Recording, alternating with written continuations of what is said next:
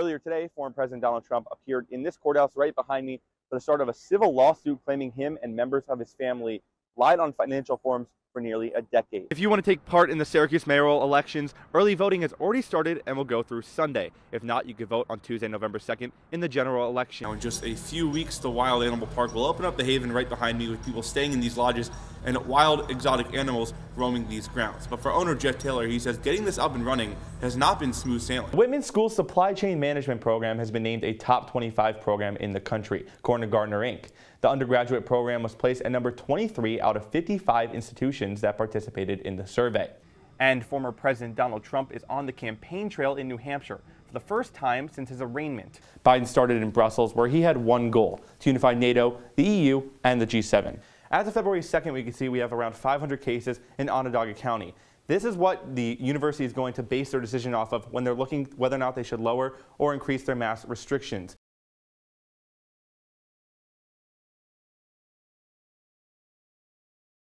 The city of Syracuse, the snow capital of the United States.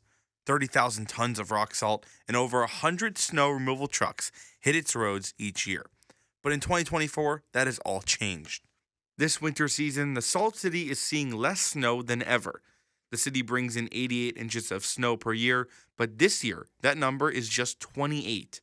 Bill Hain, the operations manager at the Four Seasons Ski Center, says he has had to change how the business operates.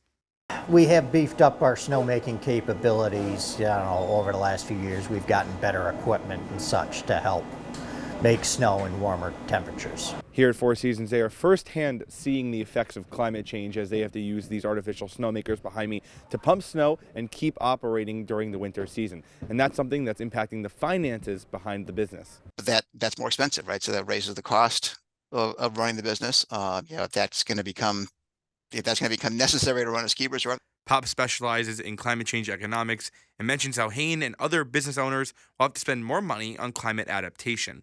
For Hain, he says that the use of these machines uses a lot of energy. It's a big fan, an air compressor and such, and a big pump, so it uses quite a bit of power. That increased electric bill isn't the only challenge facing the business. Hain says that for the Four Seasons, the seasons themselves are becoming shorter. Once we're into January, February, we've got enough snow, and this year we made quite a bit. And for a place known to have a 100% chance of snow, the increased temperatures are no longer making it a guarantee.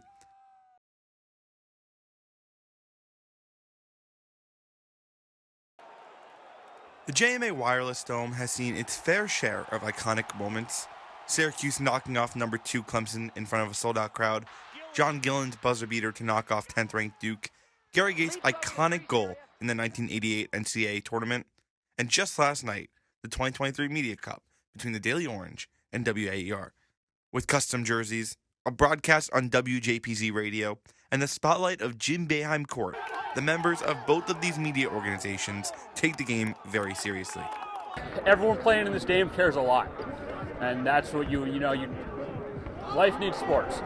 Now right behind me in the press suite, many of the WAER and DO sports staff cover dozens of football, basketball, and lacrosse games each year. But today, it was the same writers and broadcasters who took their talents from the press box onto the court. And, everybody who's here wanted to be an athlete originally, otherwise we wouldn't be here in the first place. So to get to live that dream for a night is pretty cool. And with a little strategy. Try to get the ball in the basket more times at WAER. That's a strategy tonight for us. And a little trash talk. The intensity in the dome was something special.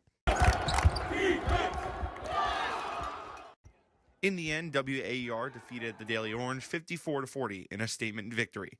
And for two organizations that cover the best sporting events SU has to offer, tonight, the Daily Orange and WAER made one of their own. Reporting from the Dome, Jacob Goldberg, CitrusTV News.